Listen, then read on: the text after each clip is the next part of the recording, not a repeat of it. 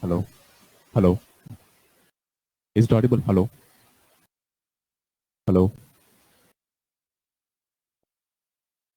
Yes, fine. We'll start with today's topic. It's a continuation of the last session. So you should be thorough with the definitions. That's the basic.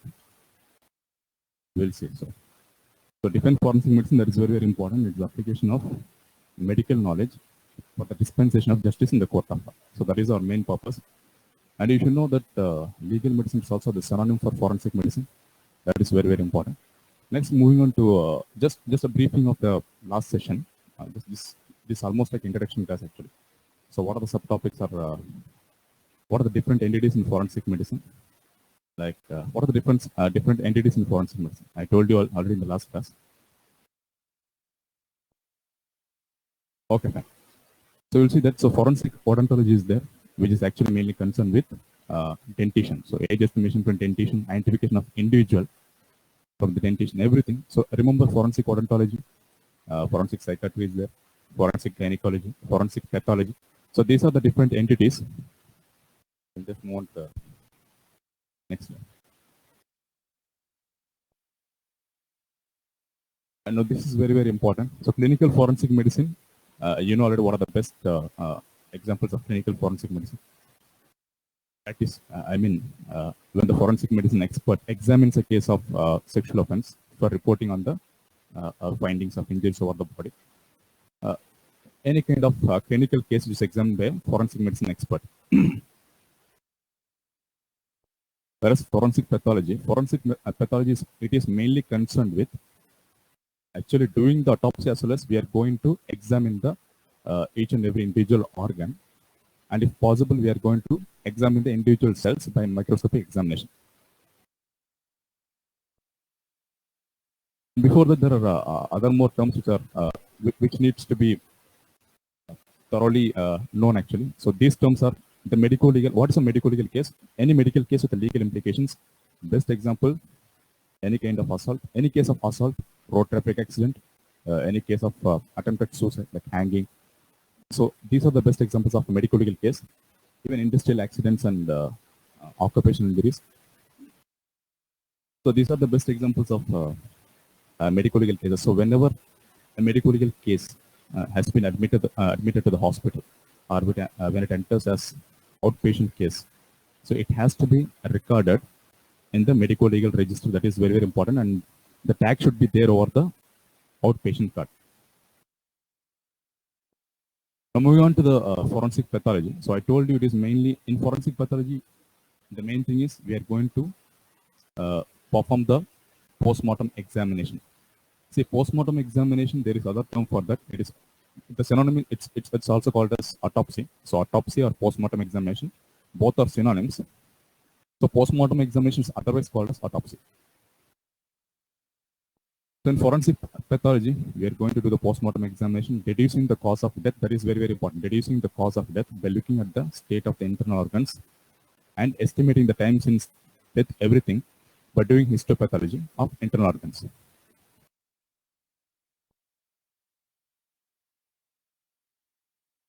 Here we are.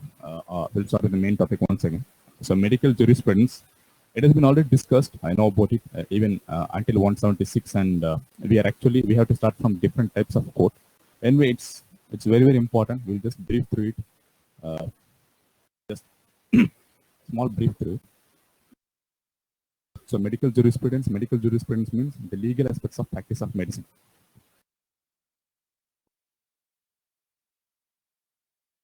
You know what is inquest? So legal procedures will start with this inquest. It is inquiry into the cause of death in any case of suspicious or unnatural death. In any case of suspicious or unnatural death, the law of the land is going to conduct the investigation into the case. So that is called as inquest. So that definition is very, very important. What are the types of inquest? These are police inquest, medical examiner system, magistrate's inquest, and coroner's inquest. Actually, these four are the main types of inquest.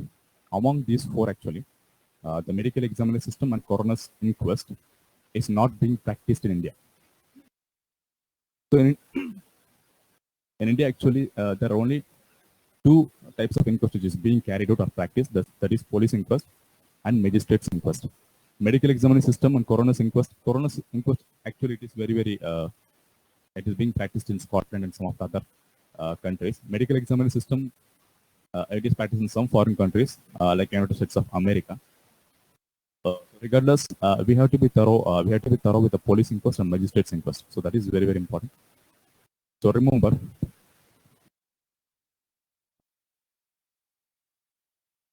the 174 CRPC, that is very important. So the other name for 174 CRPC, if they ask you what is 174 CRPC, it is a police inquest.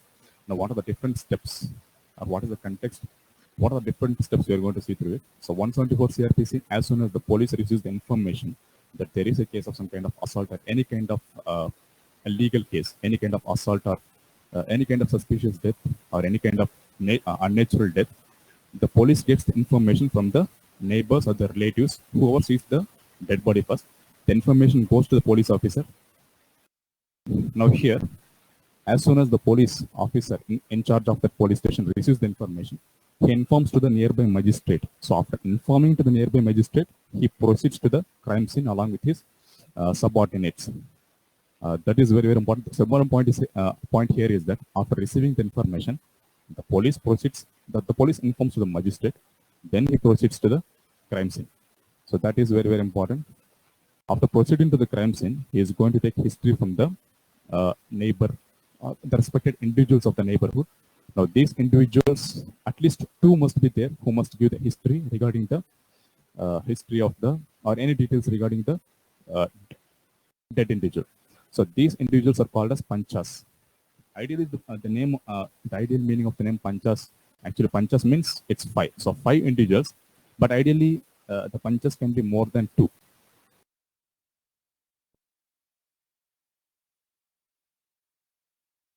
And one more thing is you have to see here in such conditions, the postmortem investigation has to be done. So any medical legal case or any suspicious case or any unnatural death, it has to be subjected to postmortem examination.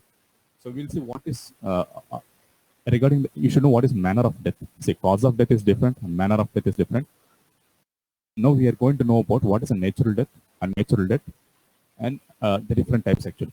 So regarding the manner of death, if you take into consideration the manner of death means see whether the death is natural or unnatural, or it is a suspicious death. Natural death, best example, any person who dies due to any kind of natural disease like myocardial infarction or any kind of tumor. Best example is myocardial infarction, where the person who dies due to myocardial infarction, it is a natural death actually. So unnatural death, we know obviously the unnatural deaths, any kind of death which is due to murder or any kind of illegal interference by other individuals. So we have the unnatural death and natural death. Natural death, it need not be subjected to post-mortem examination, whereas unnatural death and any case of suspicion, even if there's a person lying dead there. So if you are not sure whether it's a natural death or unnatural death, in such case, if you have the slightest of suspicion, you have to forward the case for post-mortem examination at the nearby government hospital or the nearby hospital which is doing the which is concerned with doing the post-mortem examination. So that is very important. So the take-home message is any case of unnatural death or suspicious death, the dead body has to be subjected to post-mortem examination.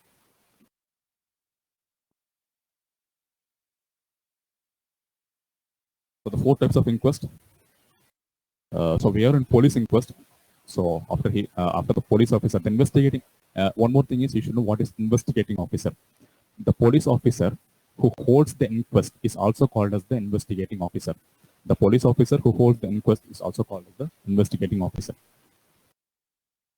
So after taking the history from the panchas, this investigating officer records the statements, the actual statements from the panchas in a report called as the investigation report. The investigation report, it's also called as the panchanama. So from the panchas, we are extracting the details regarding the case. The police officer is going to enter it into the panchanama, which is also called as the investigation report. So what is the next step? After taking all the details, history in the investigation report, the police officer, what are the details the police officer has to record?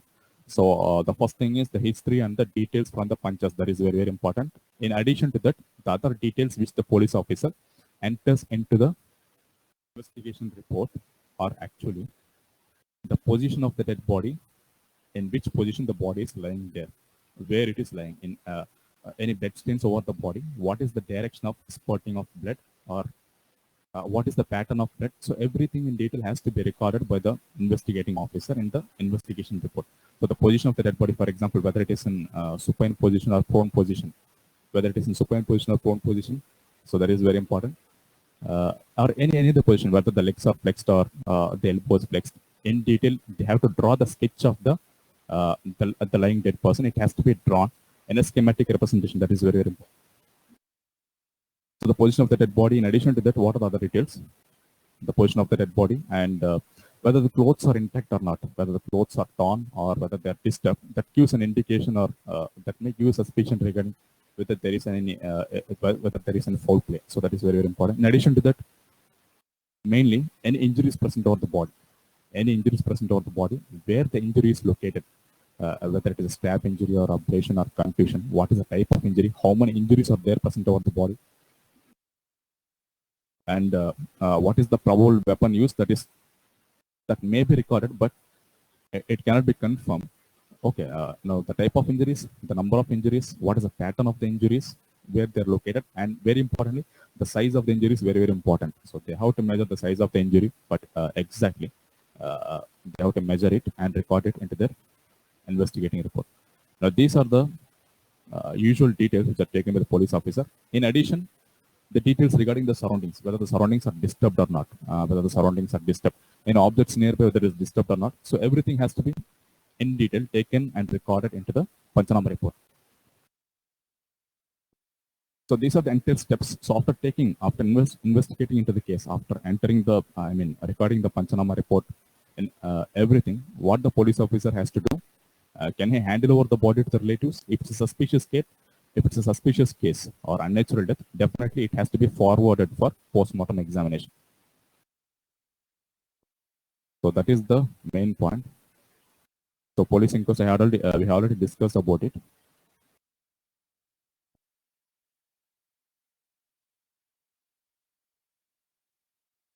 So that is in detail about the 174 CRPC. Now 174 CRPC, that's also called as the police inquest. Now what are the context or situations where the police inquest is held? Police inquest is usually held in any case of suspicious death or unnatural death, except there are some exceptions where the police officer or the police inquest cannot be done. We'll skip on to the magistrate's inquest. So magistrate's inquest, now I told you what are the exceptions where the police inquest cannot be done. You can see here, in case of dowry death, first of all, okay, magistrate's inquest, it is 176 CRPC. 176 CRPC, it is a magistrate's inquest. And you should know what are the different types of magistrates, the subdivisional magistrate, executive magistrate. You should know about that. In case of prison deaths, so what are the circumstances or situations where the magistrate conducts or has the power to conduct the inquest?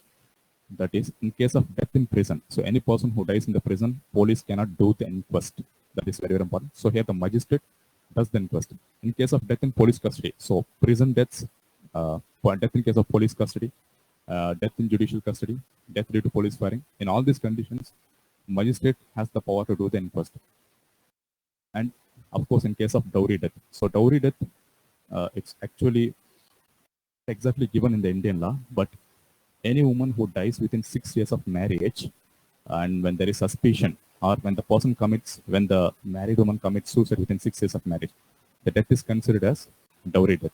So in such case of dowry death, it is the magistrate who has to hold the inquest.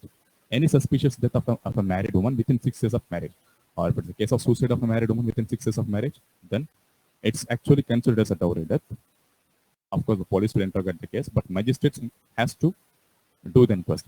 So these are the different special circumstances where magistrate has to do the inquest. So in case of prison deaths, police custody. In case of judicial custody, death due to police firing, dowry deaths. These are the main different situations or special cases where the magistrate must hold the inquest. It's not the police inquest. And one more thing is the magistrate can also do the inquest in case of all the other cases. Here you can see the point, in addition to the police inquest. That means a magistrate can hold the inquest in any unnatural or any suspicious case. In addition to the police inquest, these are the special types of cases where the magistrate can hold the inquest. And exhumation. Now, what is exhumation? It is the legal digging out of already buried body. The legal digging out of already buried body is called as exhumation. Who can order for exhumation? It is the magistrate. So the magistrate has the power to order for exhumation. It is the legal digging out of already buried body. Now, what are circumstances or conditions where exhumation has to be ordered, or when the magistrate can order for exhumation?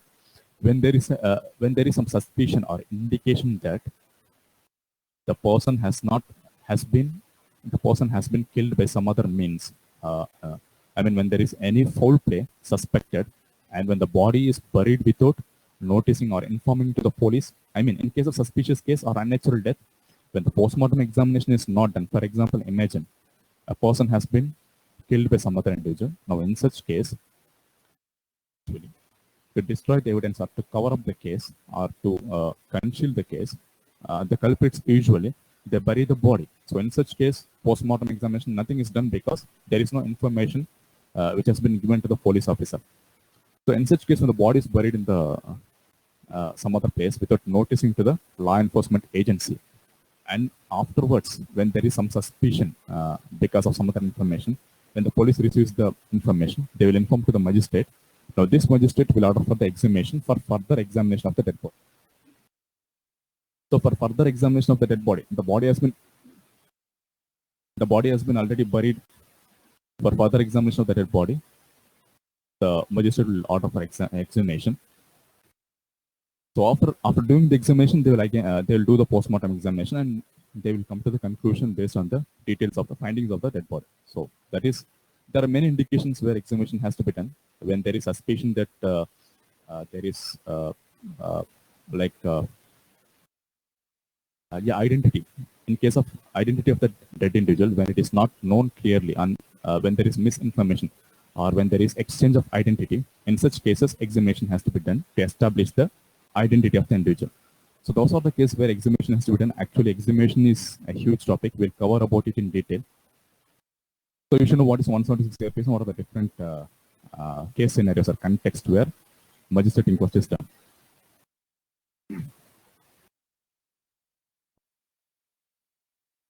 And this point is very, very important, discrepancy between the inquest report and the postmortem report. Now, inquest report, it is prepared by the police team or the police officers. They will note down the details, everything. Now, there is the inquest report and we have the postmortem report. The postmortem report, it is actually issued by the doctor who performs the postmortem examination. The qualified doctor who performs the postmortem examination, he prepares or issues the postmortem report. Now, when there is usually, in practice, it is usually seen that there are lots of differences or discrepancies between the findings in the inquest report and the postmortem report. When there is such discrepancy between the inquest report and postmortem report, so which holds the priority? So which holds the upper hand actually? Usually it is the postmortem report. The details or findings in the postmortem report holds higher priority than the inquest report. So what is the reason? Usually this is the thing which usually happens. The police officers who are recording the inquest report, sometimes they may misinterpret the injuries. They may misinterpret the injuries, or maybe the terms which are used by them may be sometimes wrong, even the directions or measurements. It is usually the thing which happened. It has been happening everywhere. And the postmortem report, in postmortem report, the injuries which are examined by the doctor who performs the postmortem examination, who examines the injuries, he knows in detail about the injury. He can almost say the what is the direction of the injury or what is the type of injury. He can correctly interpret it, and the doctor's report is more accurate because he's applying the medical knowledge. So the doctor applying the medical knowledge, he has more accurate details about the injury. That's why the details of injuries or whatever it is, the details of the points that are given in the postmortem report is more superior than the inquest report.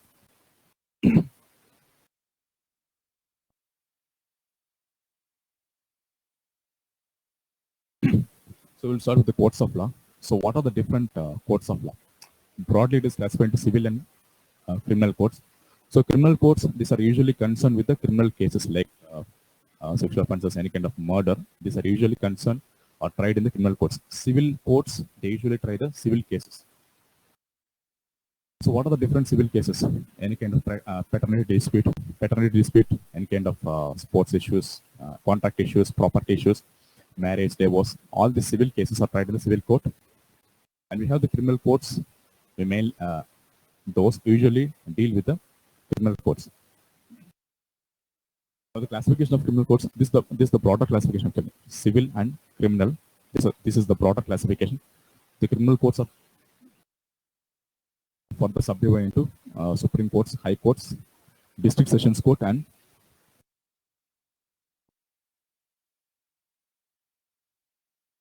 so civil courts deal with the civil matters, namely inheritance disputes, compensation, land disputes, family disputes, the disputed paternity and divorce. So that's obvious. And criminal courts, they deal with the criminal cases, like in case of rape, unnatural sexual offenses, kidnapping, theft, everything is dealt with the criminal courts. All the criminal cases. There is a special type of court called as the coroner's court, which deals with the inquest one. Now coming to the classification of criminal courts, what are the different types of criminal courts? So here we have the four main types of criminal courts. We have the Supreme Court, which is at the national level, at the capital of the country. So that is the Supreme Court. Next, we have the High Court at the state level. Next level, we have the District Sessions Court. Next, we have the Assistant Sessions Court. And finally, we have the Magistrates Court. So in order, you can see here, starting from the Supreme Court. The Supreme Court is the highest. In terms of power, the Supreme Court is the highest. It has the superintendence over all the other courts. The Supreme Court has superintendence over all the other courts like High Court, District Sessions Court, Assistant Sessions Court, and so it has the supreme power. So it overlaps. It controls. So all the other courts are under control of Supreme Court. We'll go in detail about each and every court. So the Supreme Court, it is the highest judicial tribunal in the country and is located at New Delhi, obvious. It has the power of superintendence over all the other courts of law. That's the most important point here. The law formatted by it is binding on all the other courts in the country. It can try any criminal appeal case and can award any punishment authorized by the law. The power which can be awarded by the Supreme Court, it can award any punishment authorized by the law. The law declared by it is binding on all the courts. Criminal case cannot be directly initiated or tried in the Supreme Court. That is one more important point. Any criminal case cannot be directly tried in the Supreme Court. It has to be first tried in the District Sessions Court. Then if there is any kind of information or clarification required, it refers the case to the High Court. Then still, if there is any conclusion or clarification required, if the High Court doesn't come to the conclusion, then it refers the case to Supreme Court as appeal case. So any criminal case cannot be directly initiated in the Supreme Court or High Court, whereas a civil case can be tried. So a criminal case cannot be tried in a High Court directly or even the Supreme Court.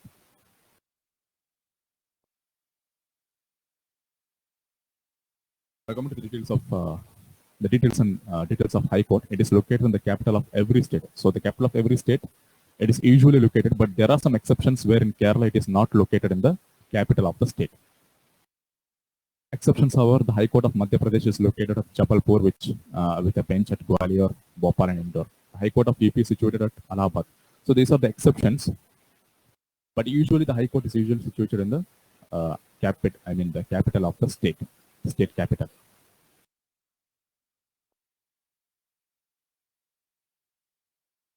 Now the functions of the High Court, it has the power of superintendence over the courts in the state. We have seen the Supreme Court, it has superintendence over all the courts like High Court, District Sessions Court, everything. But whereas the High Court, it has superintendence over all the courts like the District Sessions Court and the sub courts, or whichever comes in the lowest order like Magistrates Court. So it can try any criminal appeal case and can pass any judgment. It can try any criminal appeal case and can pass any judgment. And here again, the High Court cannot deal with the criminal case directly. That is a very, very important point. It can pass any judgment in case of a criminal appeal case. So it is the appeal cases from the District Sessions Court, which is usually referred to the High Court. If still there is clarification or any kind of clarification required, then the High Court refers it to the Supreme Court for further appeal. Even if there is no appeal, the death sentence passed by the district court has to be confirmed by the High Court before execution. Even if there is no appeal, the death sentence passed by the district court has to be confirmed by the High Court before execution.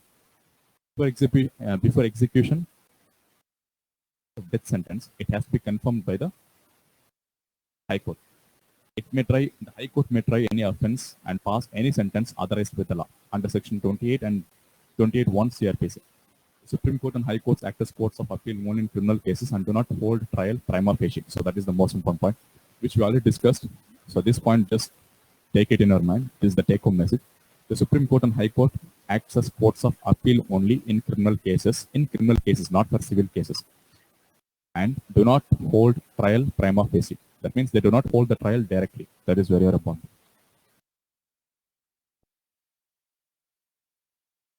Now coming to the District Sessions Court. The District Sessions Judge or Additional District Sessions Judge, who is usually in charge of the District Sessions Court. Coming to the next point, the Sessions Court is established by the state government under Section 9 CRPC and is located at the district headquarters. Usually, it is located in the district headquarters. The District Sessions Court, it is usually located in the district headquarters. However, recently, the District Sessions Courts have been set up recently at Taluka places. For example, like some places. That's not very, very important. In some places, there are exceptions always.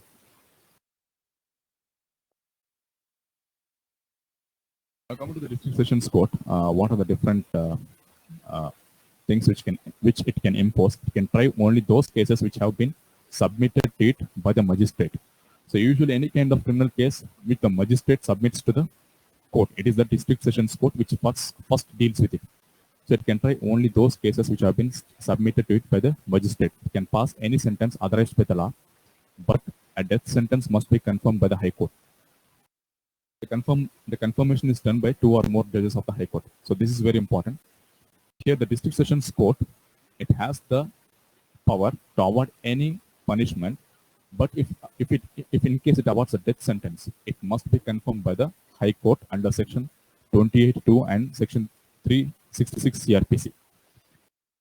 So if death sentence has to be awarded by the District Sessions Court, it has to be confirmed by the higher court, that is the High Court. So once the High Court confirms the death sentence, then it can be carried out.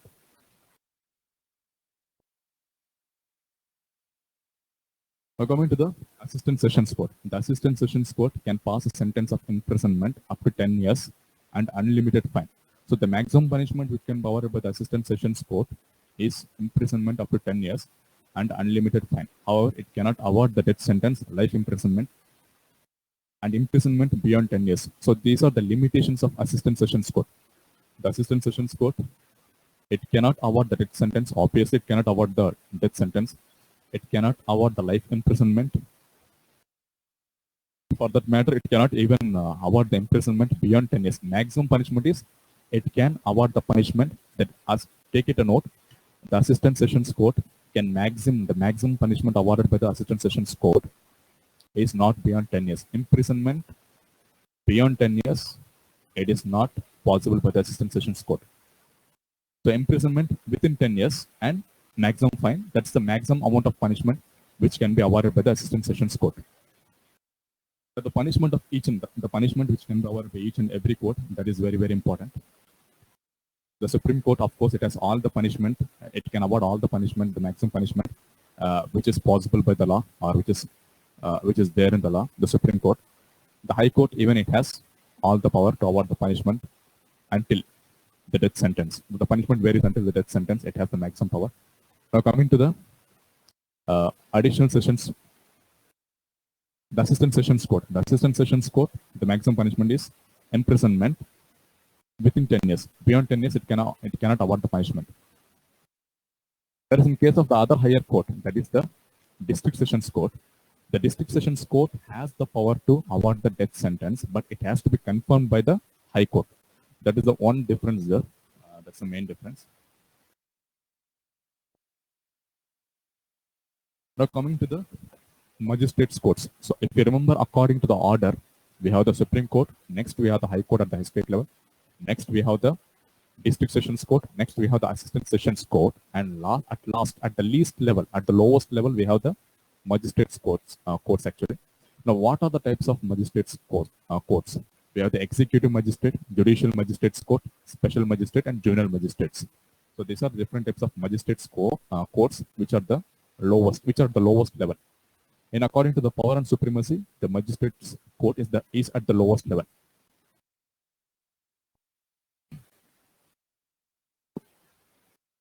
Now coming in detail about executive magistrates. So different types of magistrates.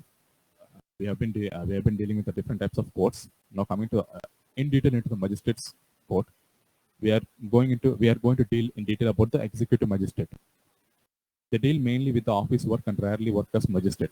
Examples are collectors, deputy collector, and tahsildar. The collector is also known as the district magistrate. The executive magistrate, they deal mainly with the office work and rarely work as magistrate. Examples are collectors and tahsildars. And they handle boundary disputes, water supply disputes, domicile certificates, national certificates, birth and age certificates. Now, in detail about this is not very, very important. The main thing is you should know what are the different types of magistrate. That is the main thing. That's very, very important. In detail about each and every magistrate, it is not required. Here we will see what are the important points. Now coming to judicial magistrates, these are further divided into class 1 and class 2 magistrates. So here it is somewhat important, this point. The judicial magistrates, it is further divided into class 1 and class 2 magistrates. Their duty is to record evidence in the court and pass the judgment. That is a very, very, very important one. The duty is to record the evidence in the court and pass the judgment. The senior most class 1 judicial magistrate in the district is known as chief judicial magistrate. That's the senior most class 1 judicial magistrate in the district is known as chief judicial magistrate. The magistrate in charge of the subdivision is known as subdivisional magistrate. All other are known as judicial magistrate first class. However, the chief judicial magistrate and first class judicial magistrate are known as chief metropolitan magistrate in the metropolitan cities which have a population of over 1 million. Now here, the most important points. Remember, we are magistrates, the types of magistrates. We have the executive magistrate, judicial magistrate, and different types. Now in judicial magistrate, you have to remember, there are class 1 and class 2 magistrates. It is further divided into class 1 and class 2 magistrates. Their duty, the main duty of the judicial magistrates is to record the evidence in the court and pass the judgment. We should know what is chief judicial magistrate and subdivisional magistrate. The senior most class 1 judicial magistrate in the district is also known as chief judicial magistrate, and the magistrate in charge of the subdivision is known as subdivisional magistrate. So until here, these are the two most important points here. And what are the powers of the judicial magistrate according to section 29 CRPC? So what are the powers of judicial magistrate according to section 29 CRPC? The chief judicial magistrate can award imprisonment up to 7 years and can charge any amount as fine. So infinite. The amount of fine which can be imposed can be infinite. So what is the punishment which can be awarded by the chief judicial magistrate? Maximum imprisonment up to 7 years. So up to 7 years and a fine, any amount of fine can be awarded by the chief judicial magistrate. Now coming to the judicial magistrate, he can award the imprisonment up to 3 years and can charge up to rupees 10,000 as fine. So that is the maximum power which a subdivisional magistrate can award actually. So up to 3 years of imprisonment and maximum fine up to 10,000 rupees. Now class 2 judicial magistrate can award imprisonment up to 1 year and charge up to maximum 5,000 as fine. So that is the maximum power of class 2 judicial magistrate. The powers of a magistrate increases up to double while dealing with a person who has committed more than 2 crimes. So whenever a criminal performs more than 2 crimes, the power of the magistrate increases up to double. So that is another important point. So you have to remember what are the powers of different magistrates here. The powers of the judicial magistrate. So that is very, very important. So what are the powers which can be awarded by different types of judicial magistrates? You should remember the chief judicial magistrate, the sub-divisional magistrate, and class 2 judicial magistrates. It is the chief judicial magistrate which can award the maximum punishment up to 7 years and infinite fine, that is any amount of fine. The subdivisional magistrate can award the imprisonment up to 3 years, that is the cutoff limit, and charge up to 10,000 rupees. Whereas the class 2 judicial magistrate can award the imprisonment up to 1 year and charge up to maximum 5,000 rupees.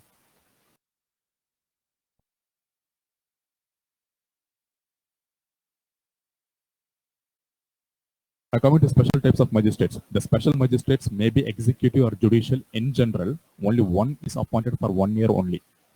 That is the usual thing which is being practiced. 2 magistrates are appointed when the regular magistrate cannot cope with a given load of work. 3 are appointed when an inquiry needs to be completed within a definite period of time. So in case of emergency, when any case needs to be completed within a definite period of time, 3 magistrates are appointed. In all cases of dowry death, the dying declaration has to be recorded by the special judicial magistrate. This point is very, very important. In any case of dowry death, the dying declaration has to be recorded by the special judicial magistrate.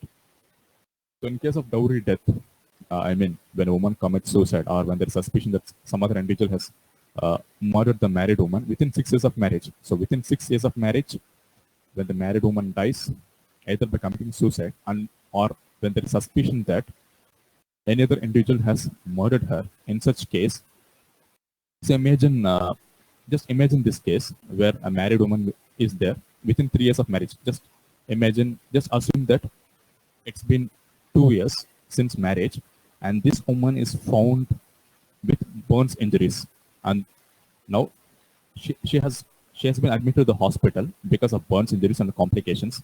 Now, in such case, the doctors, after examination, if they are sure that the person, or if they're suspecting that the person may die within few hours or few days or within few hours, so in such case, what has to be done? The evidence has to be taken or extracted from the dying person, where finally, here the dying victim gives her statement, which has to be recorded by the law enforcement agencies.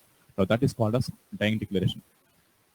So remember, there is something called as dying declaration. So dying declaration is nothing but when any person is at the verge of dying in the last moments of life, they may tell some statements regarding the history of what actually happened or who had done the offense on them. So these details will be recorded by the law enforcement agencies. Usually the magistrate will be there along with the police officers. So the dying declaration will be recorded there. Dying declaration is actually another huge topic. We'll deal with it when the topic comes. So that is very, very important. In any case of dowry death, the dying declaration has to be recorded by the special judicial magistrate.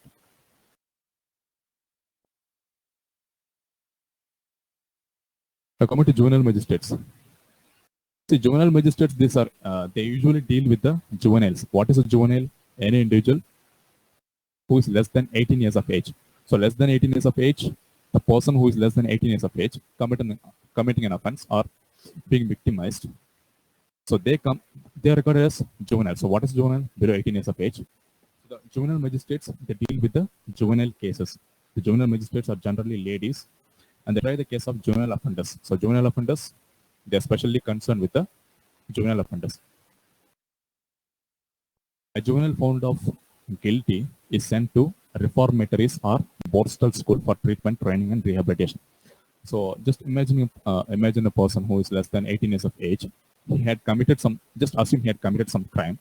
So if he is found guilty, now what is the punishment of where he is sent?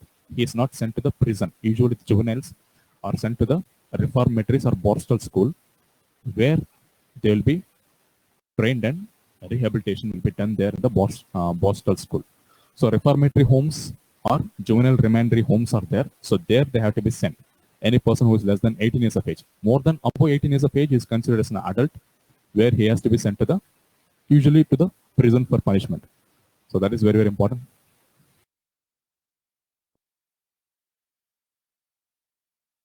Now this table is very, very important. What are the different powers of criminal courts in the country? What are the different powers which can be powered by different courts in the country actually?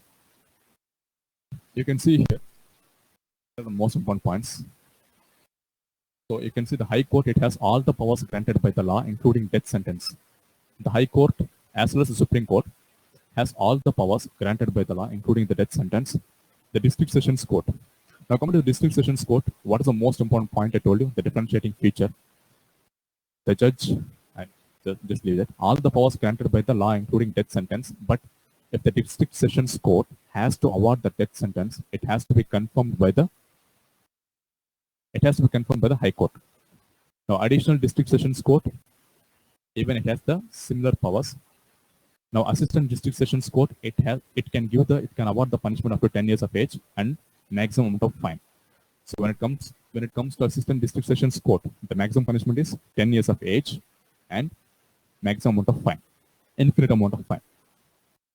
Next, coming to further lower divisions, coming to district magistrates or magistrates court. Here, the chief judicial magistrate, he has the maximum power of up to 7 years of imprisonment. He can award the punishment up to 7 years of imprisonment and a definite amount of fine or infinite amount of fine. Now, coming to the additional chief judicial magistrate, he has the same power. He can award the punishment of up to 7 years of age. Now, coming to judicial magistrate of the first class. The first class judicial magistrate, he can award the punishment of imprisonment up to 3 years and fine of maximum 10,000 rupees. Whereas the judicial magistrate of the second class, he can award the punishment of imprisonment up to 1 year and 5,000 rupees of fine. So this is the last slide for today actually. I think there's more than enough. So lots of information here. So unless you revise once again, it will be very, very difficult. So once again, you have to read it. So everything, it's like you have to register in your mind. There is nothing scientific to explain about each and everything. It's somewhat a dry subject. The points are there. So just go through it once. And with this, we will conclude our session. But finally, I'll just try to emphasize on this one. What are the different powers of different courts, the criminal courts? So starting from the Supreme Court, High Court, until the Magistrates Court, you should know what are the different types and subclasses and what is the maximum punishment which can be awarded. So this table is very, very important. And with this, we'll conclude the class.